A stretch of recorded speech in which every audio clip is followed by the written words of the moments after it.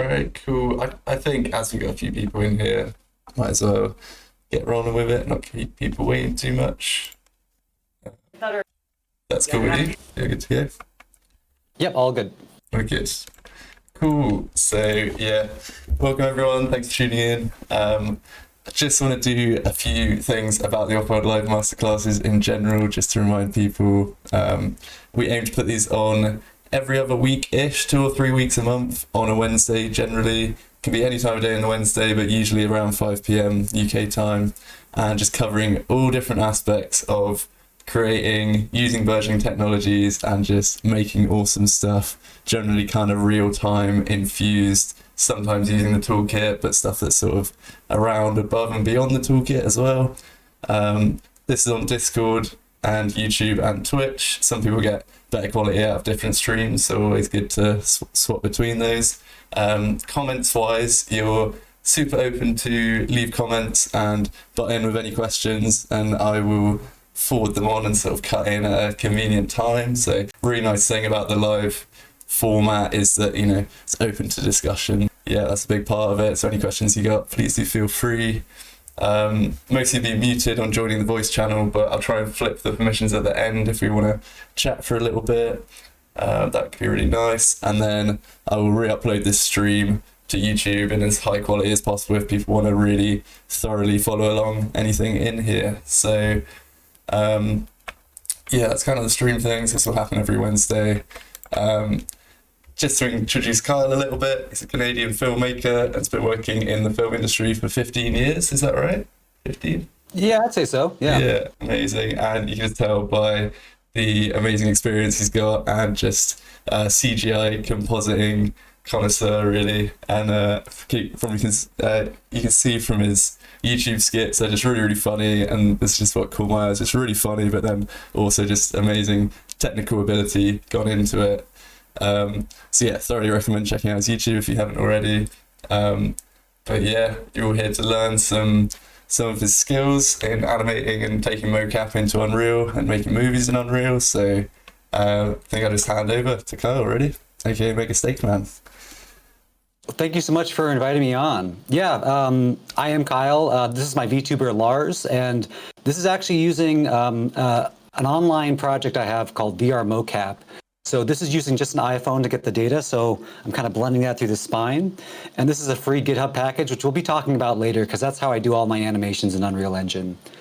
But yeah, we've done 2 animations in 48 hours, which is a huge challenge, as you can imagine. And you know, let's just actually jump into the project, because I have it open on my other computer. So let me just switch some things over here. All right, how's that looking? Yeah, can see your project file, yeah. Okay, and this switch the audio over to the other computer. All right, so if you don't know, all sequences are basically, or all cutscenes basically, are these level sequences. So I'm just going to open up this one. And spoilers for the film. I can't show the film, unfortunately, because we haven't actually screened yet. But I kind of show you our timeline here a little bit. So this is the big spoiler. Our film is about Yetis and Sasquatches.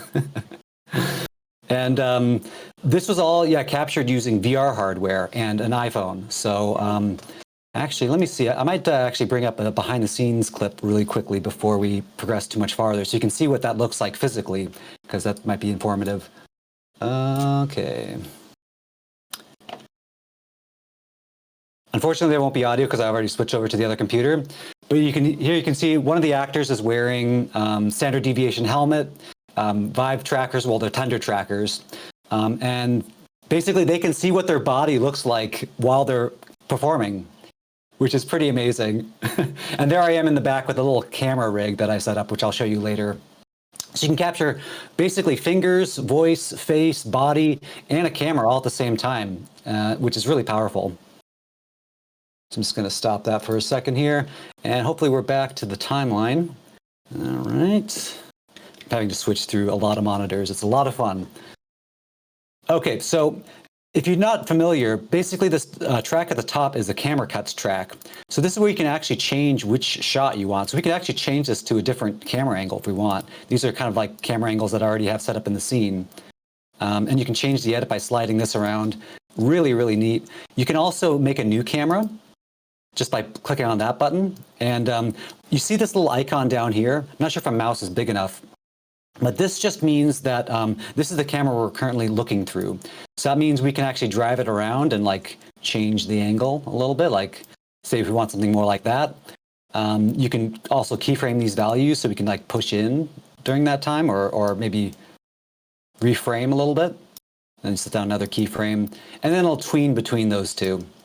So most of what I did in this project, unfortunately, I didn't use that cool camera rig that we had set up. I was mostly just for speed, setting up cameras like this, basically making new ones and then going into our camera cuts track, which is basically kind of like our editorial, and then basically changing out the camera. So if we wanted to make this shot the camera we just made, I'm pretty certain it's this one because we didn't name it anything. Yeah, and then hopefully, yep, that's the same camera. So you can see I switched over to my camera cuts track. And now we're currently looking through that camera. You can also look at the scene, you know, without a camera. So here's a kind of a bird's eye view of the whole scene. And what I like to do is I like to make it so it's seamless, but with good timing on the actors. So how you do that is, say, let's go find an actor really quickly. Oh my gosh. It's lots of tracks. The thing is, when you start working in sequences, it has to be a lot of tracks. So here you can see there's lots of different cut points. And I've actually, because just for making it safer when you're rendering it out, you can bake an actor out. So like after you've done all your cuts, you can basically bake an animation sequence, which is all these cuts. That's what this track is. But I'll maybe make this not active so we can see what the original looks like here. So I can slide these around, right? And like here, there's no animation on him, so he's just T-posing. But you'll often not want to do that because you don't want to lose sync with your audio. So what I find myself doing a lot is like grabbing both these tracks and sliding everything kind of in tandem, if that makes sense here. But it's really cool if you butt these together, they start blending with each other. And so that's why I tend to work with everything on one track so I can blend things together. There's a nested doll kind of way you can work where you can have individual shots. And that's maybe a better workflow if other people are working on the scene with you, but I find that no one else is working on the scene with me. So I just work this way. But this is really freeing because like, yeah, I can change the timing within a line. Like say if there's a pause that I don't want, like for comedic timing, or I want to make more of a pause, you can just slide those lines around. Really, really cool stuff. So let's jump back into looking at the cinematic a little bit more. Is there audio? It looks like there's audio coming through here. I don't like that shot. Let's go switch back to the first shot I did.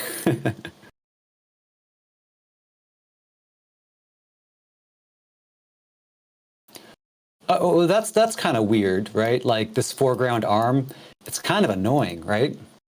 Well, I can show you also how you can clean up motion capture in Engine. Really useful technique. So just going to grab this actor. Really cool. If I highlight him in the viewport, it actually shows me what track he is. Now, what you want to do is you want to add his skeletal mesh. So basically, this is the skeleton that the character has. And from there, you can go Control Rig, FK Control Rig. And then something bad happens, right? Like, what happened? Where did he go? Oh my God, what is he doing over here? This is not what I wanted, right? Or so I thought at 1 in the morning. Well, basically what you can do is you can make a new section that's additive rather than absolute. Absolute will just wipe out all your data. But if we just kind of delete this one here. So now we should only have the additive. And you know what? It still doesn't work. What the heck, Unreal? Well, if you right click and make additive, I find it do both just to make sure. But really cool. Now you can see the FK rig is kind of adhered to our skeleton. So we didn't like how his arm is in front here, right? That's probably his left arm. So I'm just going to search for arm in this outliner here. And let's go, yeah, so I've grabbed his arm. It might be hard for me to see from this view, so I might actually jump out of the, yeah, because I want the gizmo here. Oh, it looks like I grabbed the wrong arm. Yeah, that would have been bad. So there we go. Let's go upper arm. We can basically just twist this out of the way. And let's go back into the camera view. So that's looking better to me. It's not obscuring as much. Oh my God. Can't see anything now. What's going on? Looks like he's just T-posing like crazy. So this is why you have to bake down your animation tracks often, because weird stuff like this will happen. Let's try to figure that out. So what's going on here? Did this revert back to a not additive? No, it is additive. Yeah, sometimes a control rig can be problematic. Yeah. Let's see. Maybe I'll just delete this track and start again. Let's go additive. And a lot of these tools are kind of in early access too, so I've had some problems with them, but otherwise they're amazing, amazing tools. So here we've got the upper arm. It could be also that we have to set a keyframe as well. So let's just drag this somewhere. Let's go 30. We don't want that axis actually. Let's go, a lot of trial and error for me because I don't remember which one's which in these.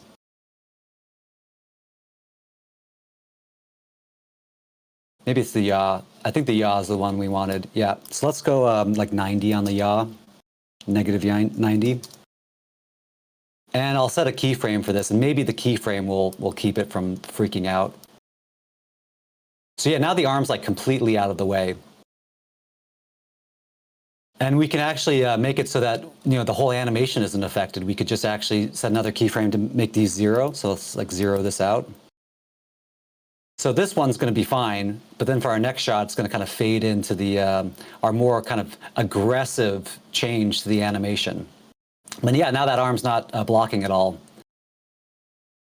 So as you saw, very finicky. Some things could happen that you don't expect and don't want. And I guess if you just delete the track and then start again, Unreal will be like, okay, I understand, bro.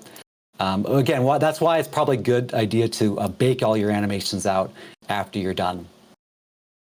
But outside of that, it's just basically laying down these animation tracks and setting up cameras. If it's not a weird time to explain it, could you explain the like baking process? Oh yeah, no, let's do that right now. So I can just right click and then bake animation sequence. It'll ask me where I want to bake it, and I'll say okay. It'll ask me what I want to bake. Typically the default settings are fine. Export it. And then I can basically add that in as an animation track. I don't remember what I called it. It's probably one of these here. But it kind of reminds me of Mario Kart replays, because all the races are still doing exactly the same things that they did when you're playing the game. They're just still there as a second 3D model, you know, with new cameras. Mm-hmm. I guess that'd be also good to talk about too, is spawning versus possessing. Because right now I'm possessing all the actors, but I'm spawning in cameras. And you can see the spawn is a little lightning bolt symbol. So that means I've added these cameras in. Like this shovel does not exist in the scene unless I open up this cutscene. So you can actually add in actors to spawn in, or you can like possess the actors that are currently in your scene, which is what I'm doing here. Oh, that's really cool. But yeah, you can see that like basically now the arm, it's playing this animation. We can actually, I think the FK control track, let's actually just delete it and see if it's still doing what we want. Did the arm pop up? No, it looks like the arm's still down. So basically that save took with this animation clip that we have on here. So I think that's a really good way to work with this. Another really useful thing is if you look at our transform on our character, let me just open this up. These are huge values. Like this map is absolutely enormous. If I wanted to say scooch him a little bit, that works a little. Well, actually, in here I found if I try scrubbing, he just goes flying. So what's a nice way to kind of fine tune your position is you can go additive. So this is like a secondary transform that's only additive, and its values are going to start at 0. So you can just slide like that. So it's a little bit easier to kind of place your actor exactly where they need to go. You can see here he's frozen. Why is he frozen? I don't know. Something weird happened. So sometimes you just have to like close down the sequence and start it up again. So let's open up another sequence so we can take a look at that. And Unreal Engine's great. Like you can just click on an object, and here you can see that's the car. We can basically nearly everything that's like not locked down. Like I think these plants wouldn't be a good example, but we can like grab any object and add it to sequencer just by going add, track, actor to sequence. Like let's see this fog plane. I don't even know what this fog plane is, but we're adding it to our sequence here. And then we can keyframe that and add it wherever we want. But I feel like, let me actually take a look. Are there any questions in chat before we move on to the next part of this? I think we're good so far, actually. You're right. Okay. Because I was thinking we could maybe make a cutscene together, because that might be a better demonstration of how this all works. Yeah, sounds good. All right, let me just open up Unreal Engine, and I'll show you a little bit more about how we captured the motions using basically Vive trackers, iPhone, basically things you can buy off the shelf. This is not like, I mean, it's expensive, but it's not like, you know, a crazy motion capture system. This is like kind of your homebrew basement motion capture system. Yeah, awesome. What are you using for the mocap? Actually, I'll open up my screen right here so we can. All right, so am I on screen right now? Yeah. Yeah, so we've got a standard deviation helmet. This one's actually one of the more expensive pieces in the whole system, but we've got tundra trackers, we've got Vive controllers, so we actually get some kind of rudimentary finger data. And I want to show you this really quickly before we move on. I 3D printed a rail system from my Xbox controller, and that's how we're going to actually fly cam around the scene later on. Wow, that's amazing. And yeah, I'll probably put up the print files somewhere for people to download on that. Yeah, but let's see. Okay, so this should be, this is basically my development project for VR Mocap. So as I mentioned earlier, VR Mocap is a free to use on GitHub open source software, which I've been developing for over a year now. And this is kind of the test scene. This is kind of like what you typically see when you first open up the example project. And so what's in here is we've got a player pawn. So this is what we want to possess. We want to spawn into this thing. So here I'm just going to actually search for auto possess. Yep, we're auto possessing player 0. So if you don't know, in Unreal Engine, when you launch into a scene, if there's no player start or there's no kind of game mode, you'll launch into like its default pawn. But we want to kind of take over what pawn we become. So that's why I'm auto possessing player 0. And kind of an interesting thing about this project, I'm just going to duplicate this thing here. If I change the player pawn number, so this would be player 2, we can actually have local multiplayer. So you can actually use this system with multiple people at the same time, which is kind of cool. Oh. And they all can have different motion capture targets. But I don't have any friends, so I'm just going to do it like this. All right, so basically what you want to do is inside of this object, after you install a bunch of plugins, like you need LiveLink and all that stuff, you want to add in all your Vive trackers. And so I'm just going to add in, hopefully these will add. There we go. These are all the Vive trackers that are on my body. This is using Steam VR. And so with that added, if I press play here, so you can see those are that's me back there. Looks like I'm missing the head one though. Let me make sure that my head's actually on really quickly.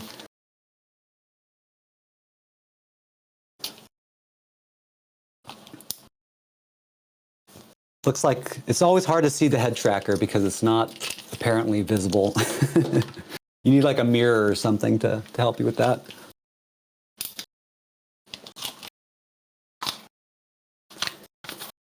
Yeah, this isn't going to look very good without the head tracker. So let me just actually open up this and see what's going on here. Yeah, I'm not seeing that in my list of trackers, which is interesting. I'm going to actually turn off that tracker and repair it really quickly because it needs to show up in our list for us to move on. I mean, actually, we could capture without it, but it'd be a bad demonstration. Like bigger part of the kind of live scenarios, just seeing a bit of debugging as well, so it's all good. Totally, yeah. I mean, there's always problems, especially with the 48-hour one. There were lots and lots of issues that I had to kind of troubleshoot on the day. I'd say less to do with my system, more just to do with like weird Unreal kind of gotchas. Yeah. Like you saw with the control rig. Some of that stuff was a little bit weird. It's technology getting stage fright again, isn't it? Yeah, I'm trying, as you can see, I'm trying to pair my tracker. And it's not pairing. Oh, wait, did it work? It's not appearing in the list here. I might actually just swap this out with another tracker. So let me just get one from the drawer.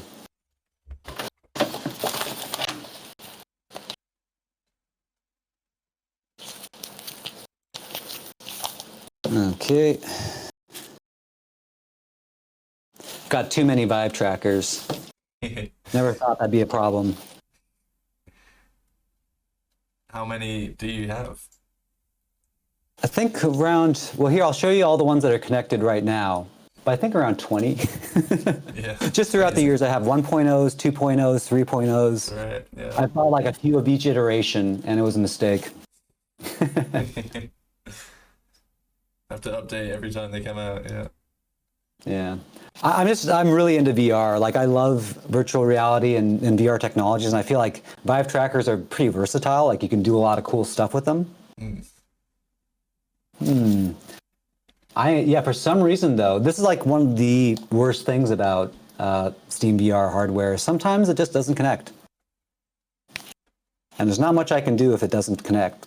Yeah, I guess.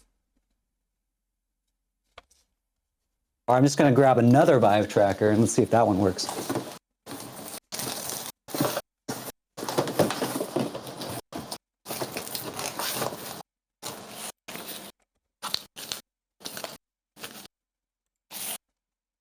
So right now I have 3 blinking Vive trackers. Let's see if one of them, who's the lucky one?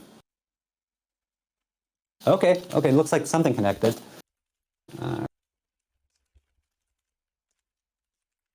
It's not on the list though. Well, I guess I can just force it through, and we'll kind of persevere without the head tracker. But unfortunately, the head tracker is one of the most vital ones in my system. There's a lot of other trackers we can actually go without. We can forego the chest, the elbows. There's no knee trackers. You can actually do one without the feet, but unfortunately, I don't think that's in the cards for today. All right, so anyways, I'm gonna we'll try to calibrate without the head and see how bad it gets. Yeah, sure. All right, so I'm not facing my screen either, so let's actually change something. I made it so that you can actually rotate how you kind of enter into the actor. So I think if I type in -180, whoops.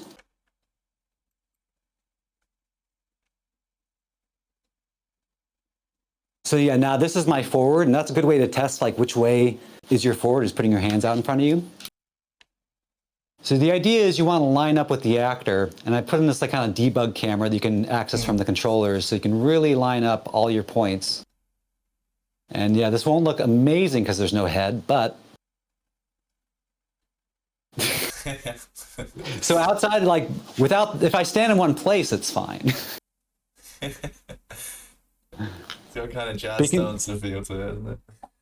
Yeah, I'm just basically doing isolations. This is like my b-boying. So like I'm just basically doing some body waves where my head stays in one place.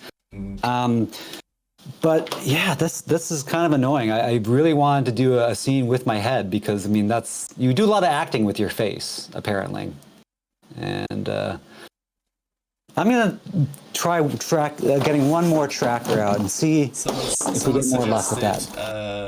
USB connection. I do have 2 of the, basically one of the annoying things is you have to use almost like 1 dongle per USB. You can put them on a hub, but that gets a little bit dicey. Oh, wow. I think you should have, yeah. So each is its own USB input, that's crazy. Yeah, it's a lot. It gets to be quite a bit. Oh, hey, okay, I think I got a tracker here. Ooh. All right, cool. Let's see. I'm not seeing, oh, here it is. So if that happens to you, all you have to do is you go into this field and you choose your new tracker. So I'm just gonna attach this to my head really quickly. Of course, I had to drop exactly what I was attaching to my head.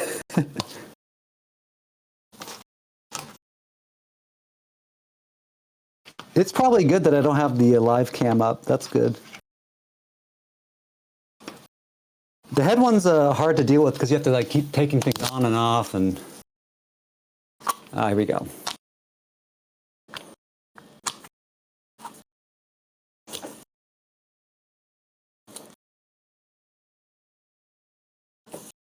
I'd say one of the worst parts of this whole process is labeling all your Vive trackers and just knowing which one's which and getting all that sorted. Okay.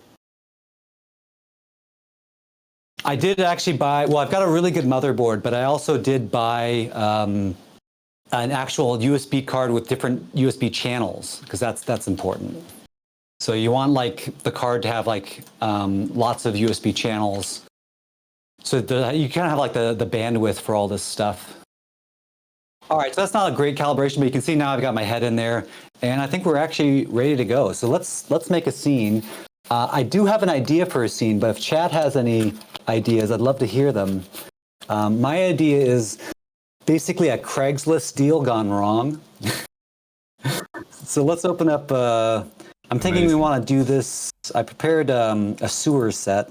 Just by prepared, I mean I downloaded. Where's the sewer? Maybe it's called Modular Sewer. Yeah, Modular Sewer System. Yeah, I think it's demo. Have you had much experience using this in live broadcasts? Yeah, I actually did used to do full body for VTubing. So, but then I just found because I'm playing a game, using the iPhone is just much easier and much more convenient, and I'd recommend doing that. Not doing much with your shoulders and stuff anyway, are you? Yeah. Your arms. Yeah, exactly. So we don't need live link anymore. I think we can. Everyone kind of gets the idea with live link here. Although actually, really quickly, I'm going to switch out which iPhone I'm using, because I've got 2 iPhones here. Let's see. There, so now we've got 2 iPhones. If you don't know how to set up this, there's lots of documentation online for how to get live link face in here. But now I've got my second iPhone. I'm just going to close all this down so we have more screen real estate to look at. Okay, so this set's awesome. I love the Unreal Marketplace. I go crazy every sale they have. Yeah.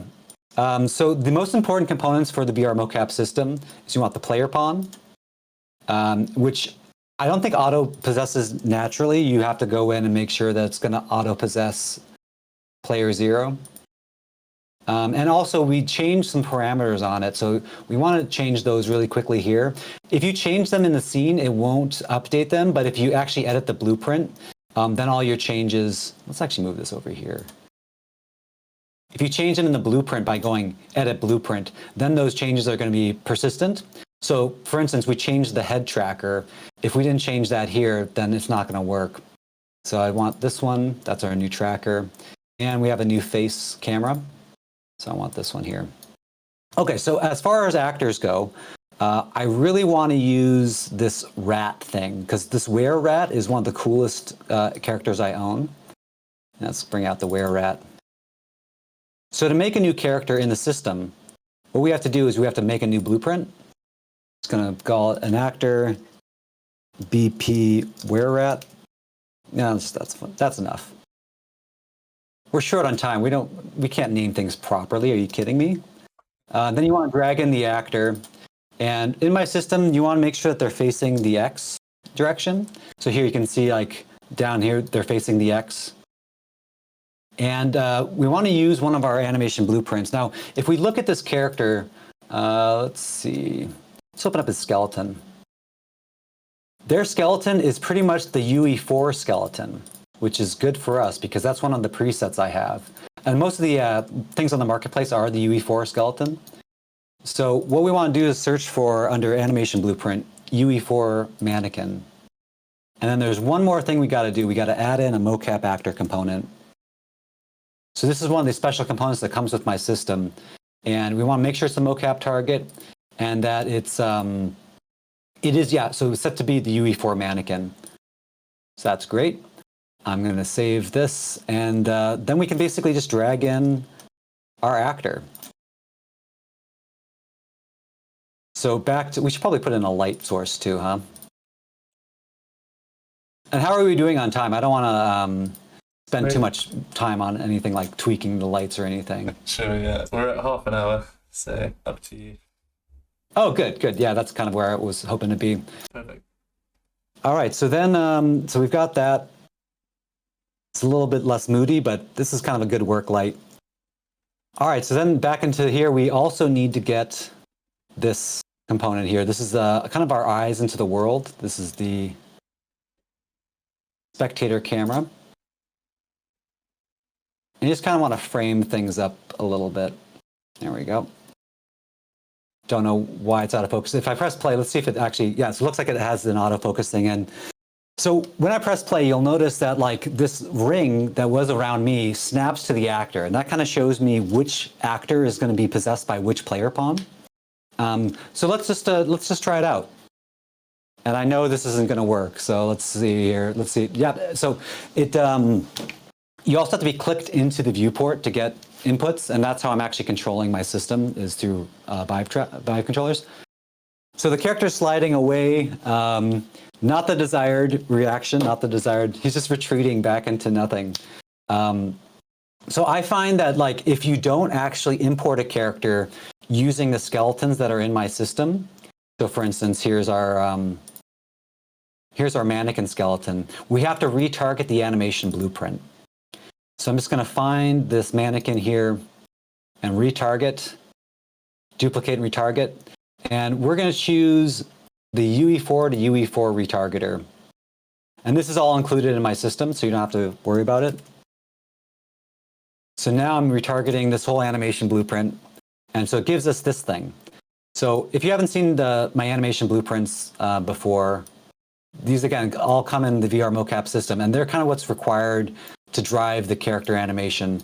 They've got a bunch of stuff like setting different finger floats from the Steam VR, setting the jaw rotation, getting the gold transforms from Steam. So there's a lot of like kind of built-in functionality in these animation graphs. You typically don't have to modify them too much. Oh yes, audio-based mouth movements. We're going to also want to turn that on because we don't really have blend shapes for this actor, but I know we have a jaw. So let's actually open up the player pawn. There's a lot of fun options in here, like audio-based mouth movements. And let's actually just press play and see if that works. So I'm just going to calibrate using our editor widget. Testing 1, 2, 3. Oh, well, we haven't applied the animation blueprint. That's why it's not working yet. So I just have to highlight our actor here. And under the skeletal mesh, we want to tell it to use the new rat that we created. And one of the ways you can do that is if you highlight something in the content browser and then press this little arrow, it'll actually choose whatever you have highlighted here. So if I press this, this brings up where it is. But now he should actually be all set up for mouth movement. Let's just make sure that he is. Testing, 1, 2, 3, testing. Maybe my audio is not loud enough. Oh, I know why it's not working. We have to actually open up his animation blueprint because I think his jaw is called something different.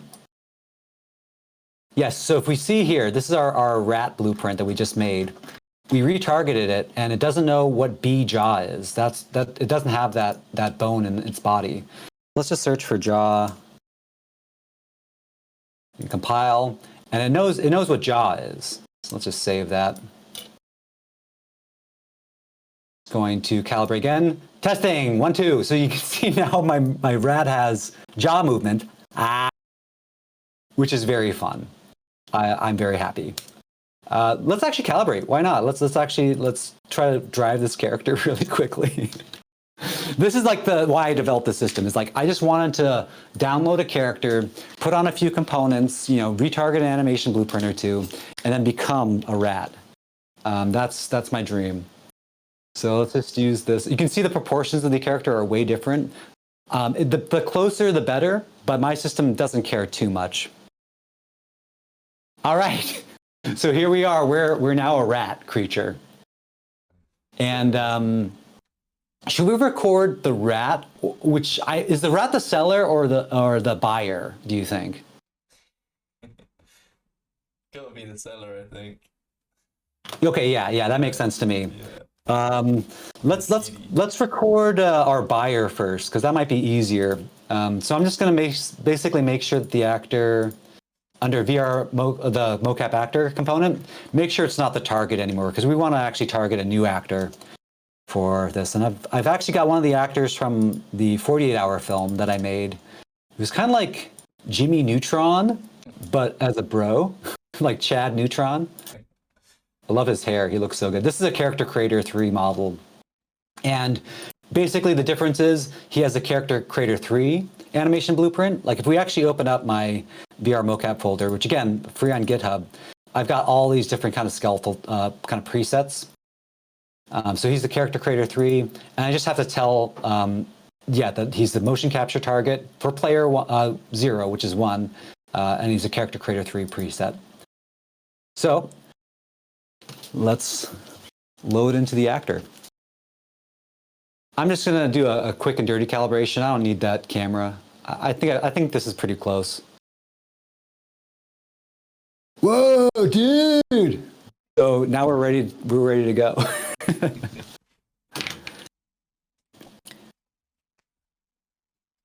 So I'm going to add in one more component, which I often like to add in, which is this. This is the scene locator. And what's cool about this is if you put one of these in your scene, the root bone of your character, no matter who it is going to snap to this. So that way, if you need to reconstruct a scene in, say, Maya or Blender, you can basically zero out the actor on one point, and then the relationship will be preserved between them. You can also, say, attach them at runtime to an object, like, say, even this in sequence, which we'll probably do, and we can move them around to get a better background or just basically move the whole scene in tandem. So we've got this thing in here. I'm just going to press play again. Now, we've already calibrated this guy once. We don't have to do it again. I just loaded into the actor using some of the keyboard kind of shortcuts I have. I've got a bunch of little handy button presses I can do. So we can see the actor from, this typical view. You can see this view when we're acting. So maybe we get like a better example of, oh, this is what their face looks like. We can do like, let's try over the shoulder.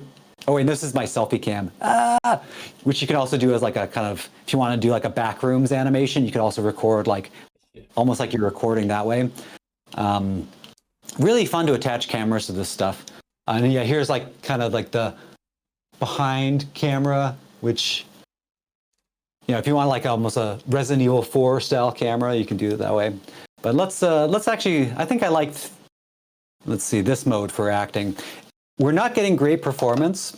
So let's open up this widget over here. We can actually change it to potato mode.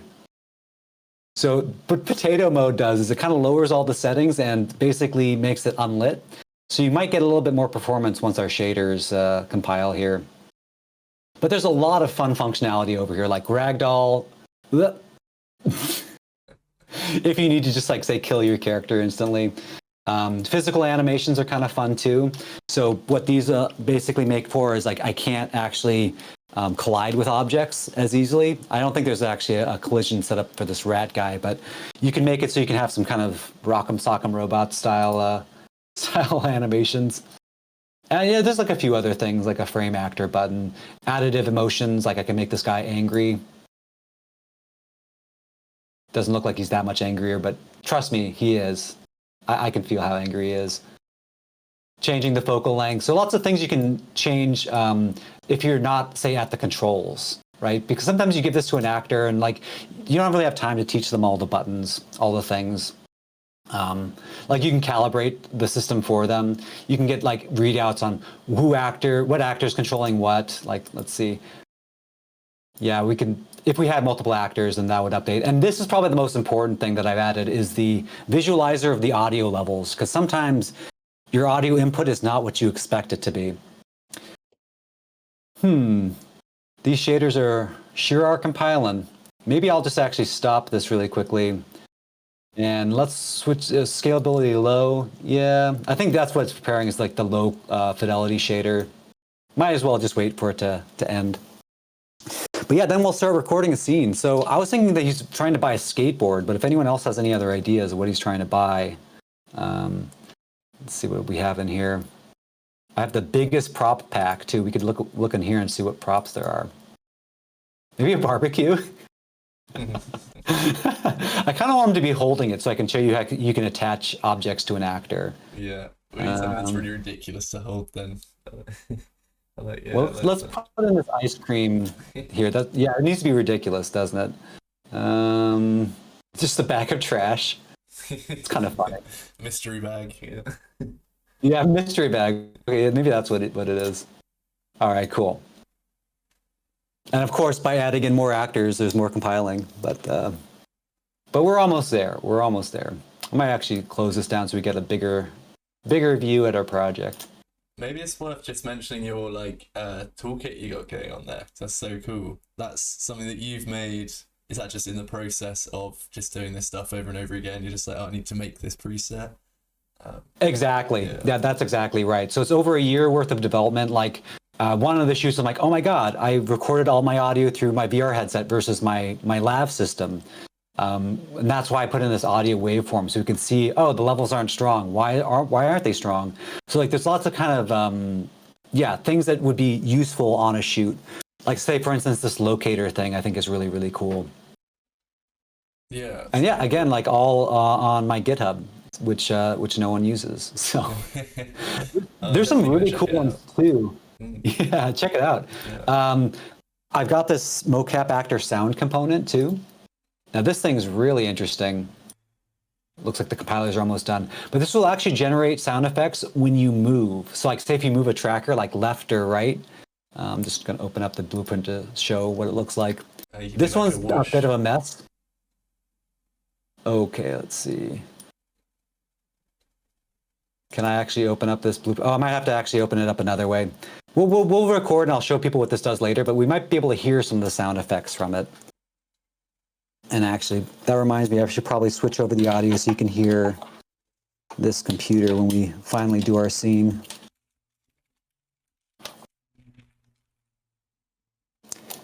There's definitely lots of little gotchas, but I tried to sand down as many pain points as I could with this system. Like for instance, being able to load in again. So like this is basically, this preset allows for, you could just save, like actually I think if I switch over to the rat actor, let me just open this guy up. Make sure he's not the target anymore, but the rat person is.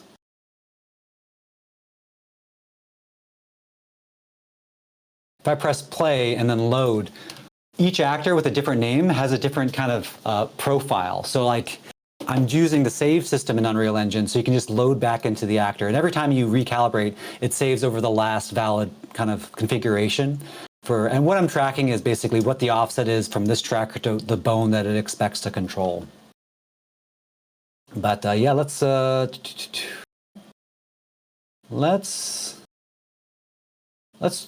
the guy first. And I apologize for the acting I'm about to do because I'm tired. It's very early for me. All right, here we go. Loading into the actor. I might actually press F8 and like move the whole actor around. Can I actually just, maybe I can move that scene locator. Yeah, we might need to open up that outliner again. Let's look for, or we can actually move the player pawn. There's lots of ways you can move the, move things around. Maybe VR mocap would be a better thing to look up. VR mocap. Here's the player pawn. So we want to position him something like this, maybe. How much room do I have? Yeah, okay, that makes sense for me. So I'm just going to go back in. And to record a cinematic, you just want to go take recorder, And you can load in presets, but I don't know. I don't think we have enough stuff going on to make it actually important to load in a preset. I'm just going to select our actor and then say add actor. And because he's highlighted, that's the actor right there. And then we're going to add in a microphone audio, so it'll record my beautiful voice. And then, yeah, we're ready to record.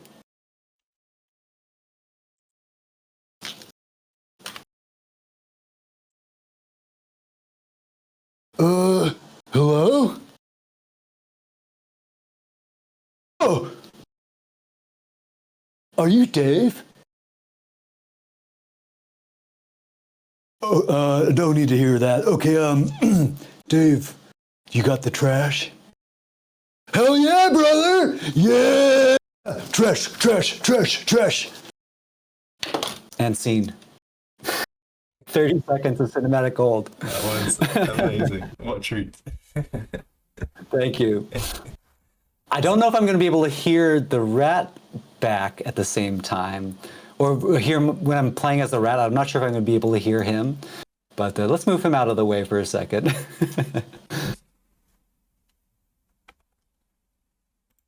I'm just going to make sure that now he's the target.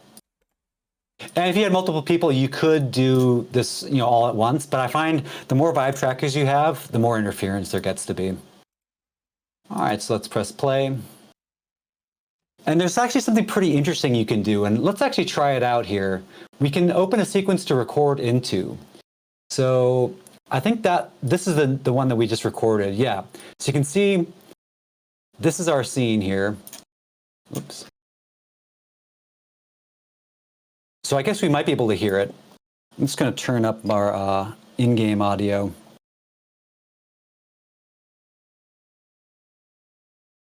Oh, and I was recording through the wrong mic. After all that, I told you, yeah. You can hear it, but it's quiet. It's quiet. But anyways, we can actually record into the take with the new actor. So I'm going to basically, yeah, let's do that. Let's record into the sequence we just made. But I don't want to record this anymore. I want to record the rat that we have. So let's highlight him, the were-rat. And I guess it's probably worth it to change our audio settings. Because every time you basically SteamVR will just like hijack whatever sound settings you want and make it the HMD mic, which is typically what you want, but not right now. Yeah, that's what totally happened. All right. I'll change my audio settings, so now the rat will have better audio. All right. Just going to load into the rat. Ooh, I think I'm still in F8. Yeah, I'm outside the player pond. So now I'm back into the game mode. Sometimes it doesn't look that different, but you can see here I can fly around if you press F8. So you don't want to be flying around if you want to get inputs like what I want to do where I want to possess this character. So it looks like I'm not going to be able to face the camera or the screen, but that's okay. Let's see what happens. Hopefully I can hear myself.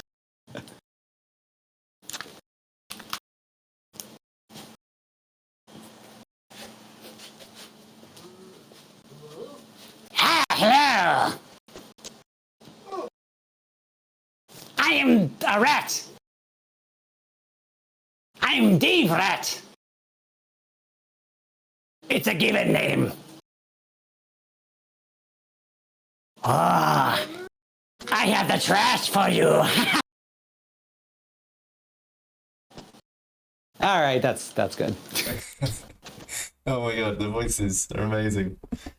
Oh, thank you. Yeah. So I think, Really awesome. we did it. We made a cutscene. Yeah. Or did we? I don't know. Let's actually open that up and see what we got.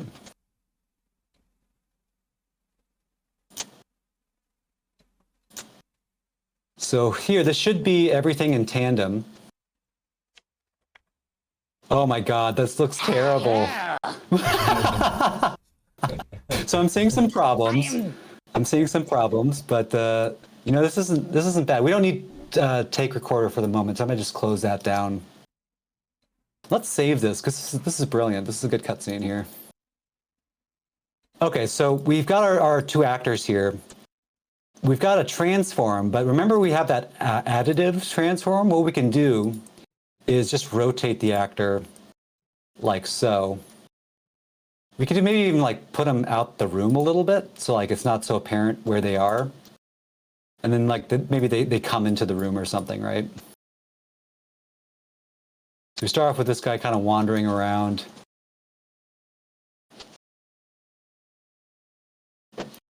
Hello. This is already amazing. So you notice that that reaction is off, right? So one thing we can do is just open up that character. Let's find where the animation is. Ooh, I think I recorded way too many tracks for this guy. We might have to clean that up. But anyways, we can just cinch it by, where's his audio actually? Hopefully I didn't replace his audio entirely. Oh, I might have. I might have recorded over his audio. Not that was that great. Yep, that's what. So I guess that's dangerous. If you try to record, it might be better to record two different sequences and then just copy and paste. Although, actually, wait a second. This is non-destructive. Of course, we still have that audio. If I go audio, track, and I think it was like, what was it? 106 was the first one we recorded. Yeah, I think that's his audio. And we can make it blast the levels. Oh God, maybe not like that. Yeah, so there we go. Now that's in sync. So again, we want to move basically the animation and the audio at the same time. So this reaction here, what I want to do is grab both clips and then I think it's Control/. Yeah, that's like that. To make an incision. Oops. So when is it? Oh, I cut the rat. Whoops. Where's the other guy? Oh, he's up here. Sometimes it's easier to actually make an audio track inside the other actor. Like for instance here, we go audio. Whoops. I think I have to actually go all the way up to the top. I don't know what all these like audio components are. I might just actually delete all these tracks because I don't know what they are and they scare me. That's a lot of weird garbage tracks. Oh, you know what that is? I know what that is. That's because I added the sound effects generator to them. Normally I add that after the fact. That's interesting. So that's like being picked up. Exactly. Wow, that's fascinating. I think it's crashed, but we'll see what happens. Oh no, cool. Nice. All right. Yeah, look at Unreal Engine go. Even when it crashes, I'm never upset because it's doing so many things and it's working so hard, you know? Yeah, good point. All right. Other programs like Premiere, if it crashes, it's the devil and I hate it. Yeah. It's like you have one job. I know, yeah. So here we go. Now we've got like inside, or actually at least closer to this actor, we've got that track. So that's going to be easier for us to kind of mentally manage. I'm going to slash this. Let me just move this back. Hello. That's pretty good. And you notice like there's like a pop there, right? Well, we can just, smooth it over like that. So I changed positions, but we can just be cutting away from that actor in the meantime, right? All right, so that's a little bit better timing there. I am a rat. Let's also cinch up that line too. Are you Dave? So this is basically the process of making a cutscene here, like that. And let's actually add that trash bag. I want the trash bag to be in his hand. So before we forget, now we've had this actor highlighted. If we go track, add actor, because it's highlighted, it's going to appear above the list. But you can also search for it like in this list here, go trash. And that'll also add it. Now with this, if you want to add it to an actor, really easy. This is so amazing. I'm going to add it to the rat. I'm just going to say hand. Let's see, we want to attach it to the hand. Bam. Now it's not going to appear in the right place. Where is the trash bag even actually? just going to, typically what it will do is it'll use its current world transforms, which will be typically pretty large for the attachment. Yeah, it's like here. I'm just going to zero it out. So now the trash is closer to the hand. Now we just need to fine tune it.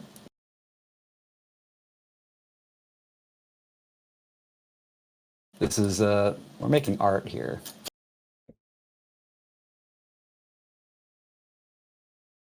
Super impressive in the amount of time given, you know, that we've got this much action going on, and you know. Yeah, totally. I mean, that's that's the only reason we were able to make a film in 48 hours twice, is because Unreal Engine has all this stuff built in. And a lot of the coding I've done has been aimed at making things fast. So we've got our were-rat skeleton in here. Let's try one of my special control rigs that I've just added to my system. So I'm going to turn off filter by skeleton, and let's just look through all of these. I've got this really cool hand rig. I think I'll just search for hand. VR Mocap hand rig. All right. So opening up a control rig will change kind of your viewport, like how you got all these cool poses and stuff. And actually, let's open up the poses, and because that's a really cool system that's added with the control rig. So I know that I've got some poses built into my VR mocap system. So under assets, poses, I've got these hand poses here. Let's just dock it. I think I want large grip here. So what you do is you highlight this and you say select controls, and then you paste pose. And so that actually updated the hand. Maybe not super apparent, but let's actually change the, see if it works there. You can see it's actually changing. You can keyframe different hand poses. Also with my system, the way it works is if the fingers aren't exactly right, you can move these around. So let's actually move the thumb, let's see which direction. Something like that to place the hand. So I've got these like really simplified controls with a global offset, so you can kind of change how open or closed the hand is. Might be actually easier to show on this hand. So for instance, if you want the hands to be more closed, you can move that. Like here, if you want the fingers to be more spread apart. So it's a really cool system, but then you also have that individual finger control where you can change the splay of your finger, change the curl of it. You can go like crazy values with this one. But that's looking pretty good to me. It's looking perfect. Let's move this trash bag just a little bit, just to help the pose of the grab a little bit more. There we go. Yeah, so that looks fine. He's holding it now. And so you can see that'll track with the actor, which is pretty fun. So control rig, amazing way to clean up and like add stuff to your animations. I love control rig. It's so amazing. And as you can see, like really fast and fun to work with in editor. With like the pose system too. Like you can like create presets for different poses. But anyways, maybe we should try to put a camera in here just really fast before we kind of close this out. So I'm going to turn on the camera rig here. So hopefully this Vive tracker will pair, considering all the Vive tracker issues we've had today. So maybe I'll actually turn on my main camera again. So here you can see this is the rig we've got going on. We've got a Vive tracker. It's important that the Vive tracker has the light facing up. And I'm just going to try to pair this tracker before we get started here.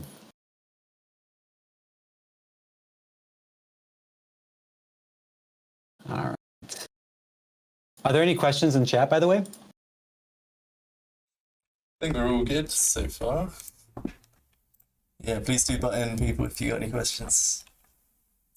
In the Discord as well, you can jump in the voice channel notes for questions as well. Mm-hmm.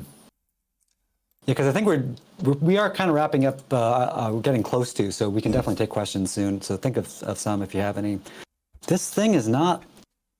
I don't know what's up with my Vive trackers today, but it's just not syncing. But you know, maybe we can take the one off my head, just put it onto here. Oh, it's a kind of like weird virus angle, isn't it? Head sucker angle. Yeah, it's a. Yeah. It's fascinating that, like, because the way they have live link set up, it's really easy to do this kind of stuff, which I love. So here we just took off our head tracker, and actually I probably don't need this helmet anymore. Ian Davies has a question. This is awesome! Exclamation mark. Yeah, thanks, Ian. So now we've got what was our head tracker onto this rig. I'm just going to open up our Spectator camera. Under details, we've got this tracker live link transform. This is the one that was our head, and now it's going to be controlling our camera. I'm going to make sure it's always tracking. You can also change things like the tracker smoothing, what subject you want to focus on, all that kind of stuff. But another important thing for this is I've got a lot of code in this camera, and you don't necessarily need all that when you're making a cutscene.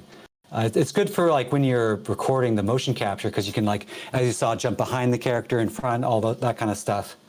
But we actually just want to bring in a typical cine camera and put all the data that would be on my camera onto that one. So you just have a simpler setup.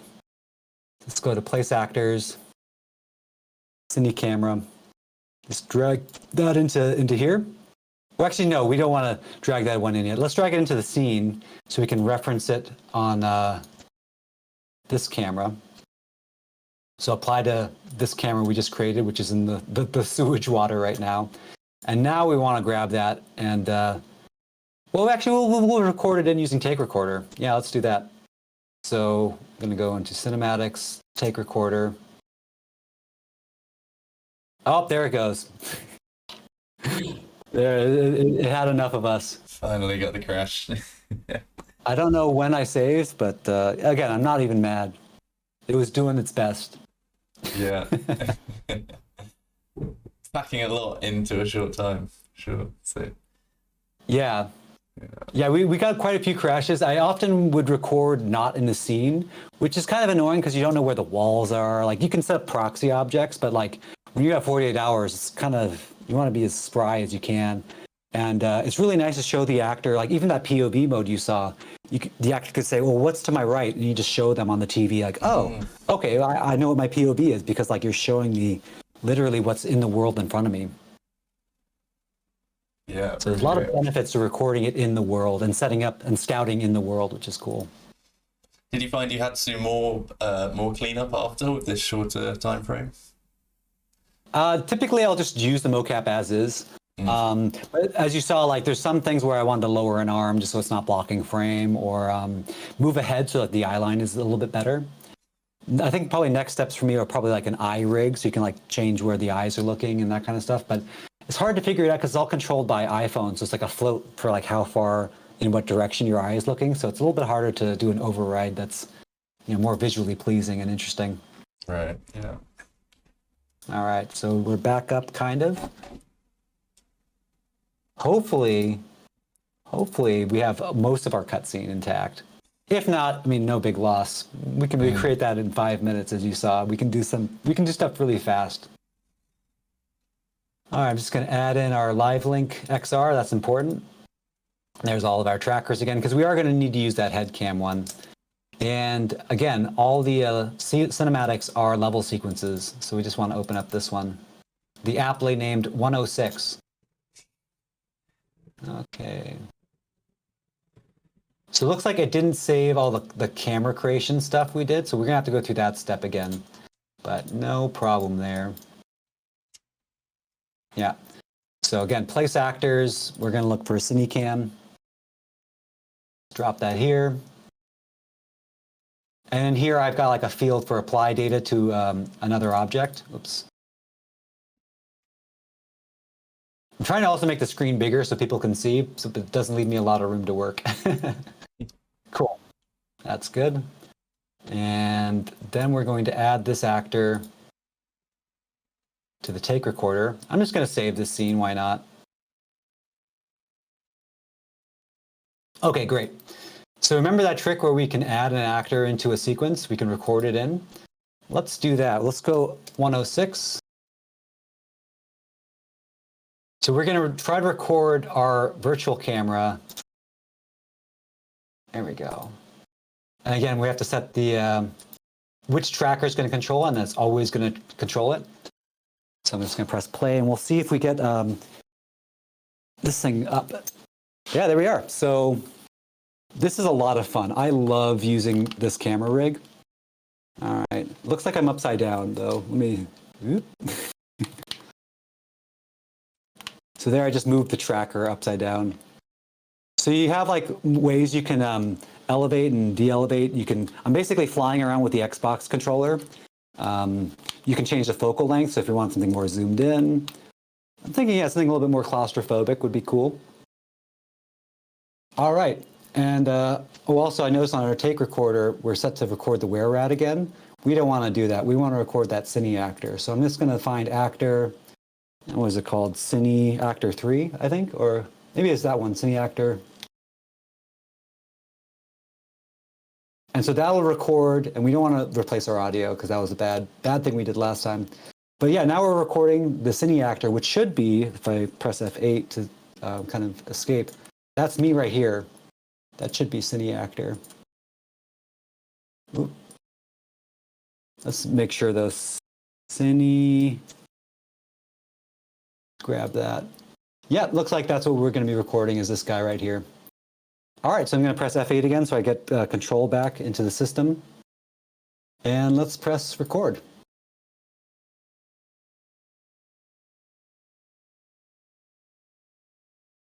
Hello? Hello. You can see my actual body in the background too. I'm Dave Rat. So it looks like he's not moving for some reason, but let's figure that out. Okay. So now if we open up the sequence, it should have a new camera. Yeah, it's got a camera cuts track. And here's the camera we just recorded. How cool is that? Hello. It's amazing. I don't know. I think this stuff's really, really cool. Yeah, I love it. I love it. So cool. Also, when you get the just like natural wobble to everything as well, because the live track is. Yeah. Looks like the Were Rat has no animation anymore. But, you know, it still exists in the system, so we can go, I think it's 06, right? Oh, wait. Did it actually erase over it? Let's see what, oh my gosh, I guess it did. That's weird. That's super strange.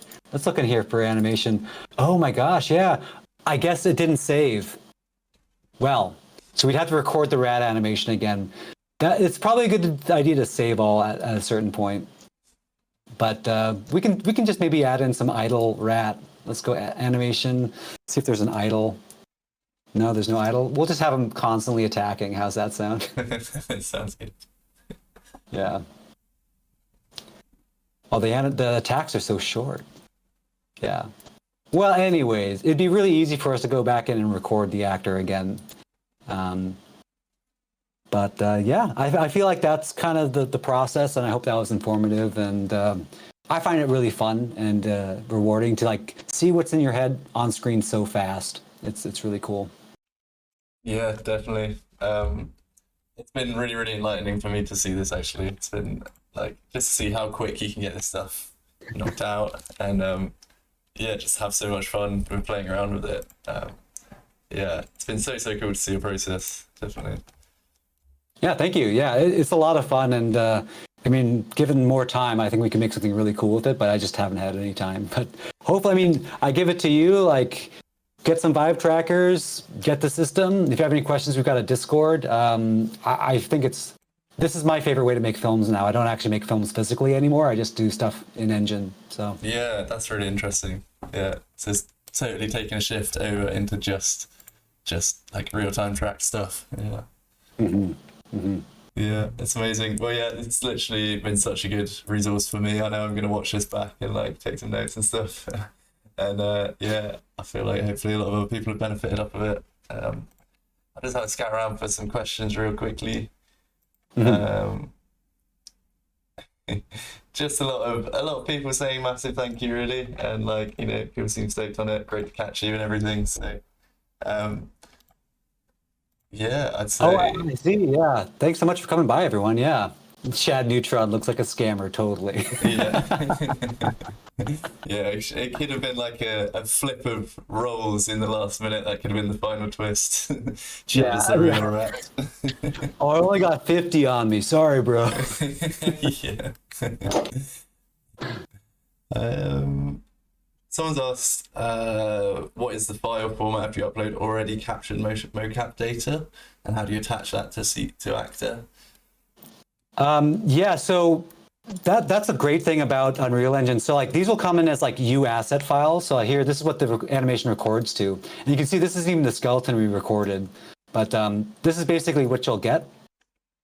What's really cool is you can actually, I think you can just asset actions export and like make it an FBX, like there, straight away. FBX with blend shapes, which I was never able to do in Unity. That's actually why I switched over to Unreal Engine, is because I couldn't actually get an FBX with blend shapes. But so you can basically, that's one way to get your animations out. For getting them in, same process, you just drag in a file like an FBX, and you just have to make sure that when you're importing it, you have import animations, import morph targets. It'll try to create a new skeleton if it's if you don't have a skeleton that's already in the project. I find like with Unreal Engine, you want to make sure you have as few skeletons as possible. Like try to grab a skeleton that's already existing in the project and apply the animations to that if it's applicable. But it's yeah, getting stuff out of Engine is insanely easy. Like round tripping stuff, super cool. Yeah, really cool. I guess yeah, if you got all your skeletons set up the same and stuff, it's all just swap stuff in and out so nicely. I guess you got here. You can even export FBX for this object for any of your actors. I don't know if you can do the whole scene. Maybe you can. It doesn't look like you can do the whole scene, but you can do individually. Looks like. I think that's for the best. It's deciding you don't want to export all of that in one. I can see the benefit by accident, and it just does not like it. Oh god, yeah, that could be bad. Yeah. He still got his trash bag. That's cool. And then, yeah, with the control rig and stuff, I guess that's all just already set up if you got the same skeleton, right? Like all your OKs and stuff. Well, that's the interesting thing about that, like hand poses. I'll open up that control rig really quickly. Well, that's actually just go into my project. I'll show you some of my control rigs. And these are like, this might be a good learning resource for people who want to learn control rig. Because I have all these set up and you can take a look at how I did them. Let's see, preview skeleton. I'm going to choose a many face. So that's, there we go. Oh, whoops. Oh, this is this is the wrong hands controller. I've got two hand controllers. I've got so many control rigs. All right, let's open up this one. Basically, this is the model that I set it up for. And because the finger bend rotations were the same direction, it just worked for the rat. So this is how I built it. You also have a switch in here. I think if you go to IK, turn that on. So it actually will switch between your FK and like a more IK approach for the finger placement. So I don't know how you turn that on in control rig, but like when you're in sequencer, but you know, if you want to author animations, you could also do more of an IK thing versus FK. But I'll show you actually, this is, yeah, let's open up, I think the mannequin one. This might make the most sense.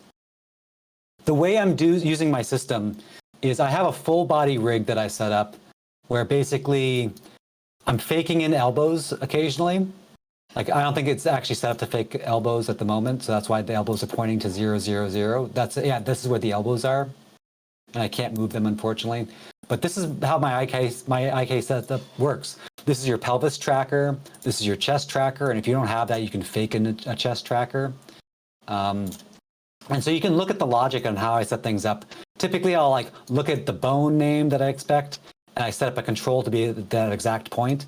And then we, from there, move that tracker based on, or that goal, based on where the Vive tracker is.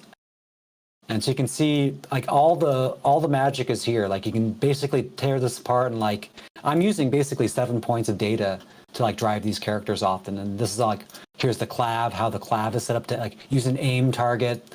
Then it goes into basic IK, got full body on the spine.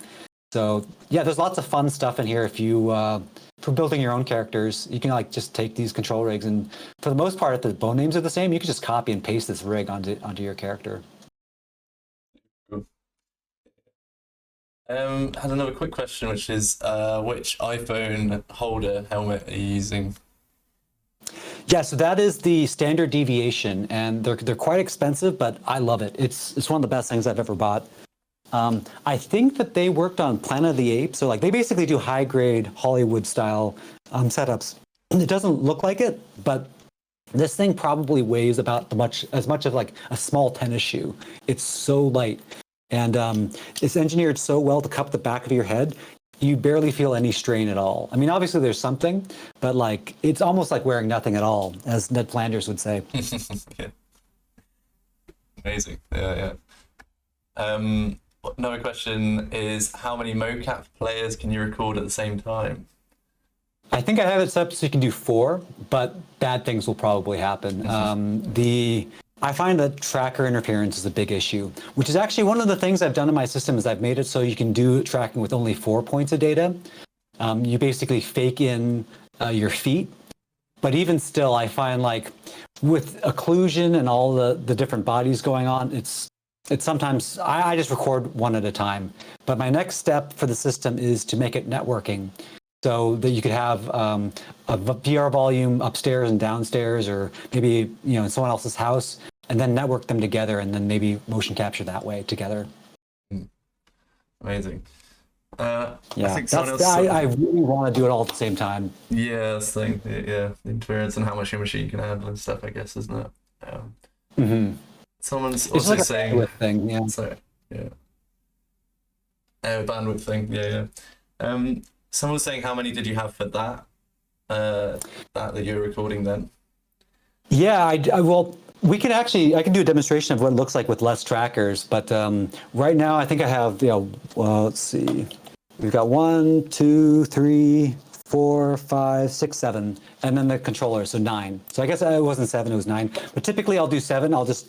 The elbow trackers are not that necessary. I've got a pretty good fake solver that basically looks at where your back is, look at where your hands is, and like tries to like estimate based on the rotation of both where your elbow should be. Works pretty well. Yeah, super cool. Great, cool. I think you've bestowed a great amount of information on us in this. It's been really, really cool. So yeah, just want to say appreciate it massively again. Appreciate your time, and everyone check out MegasteakMan's videos. And you got the 48-hour film challenge coming up. When's that released? I think it's June 7th. It's going to be screening, or there's actually several days, so I'm not sure where we placed. But it's going to be like early June. If you want to, you can watch Red Tape, which is our film from last year when the system was new. And oh boy, there's some funny stuff in there. Like, for instance, I didn't load in the player height at the right time. So like all the necks were like this, and it's very funny. I love that film to death. Yeah, well worth a watch for sure. I'll link all of this in the description. But Oh, thank you. yeah, super worth a watch. Cool. Yeah, thanks so much, man. And I'd just love to see what you come out with in the future. Thank you so much for having me on. It was great to talk to you. And I love the questions. They were great. Awesome. Yeah, thanks everyone for getting involved. Really great. Yeah, take care. Cheers. Bye.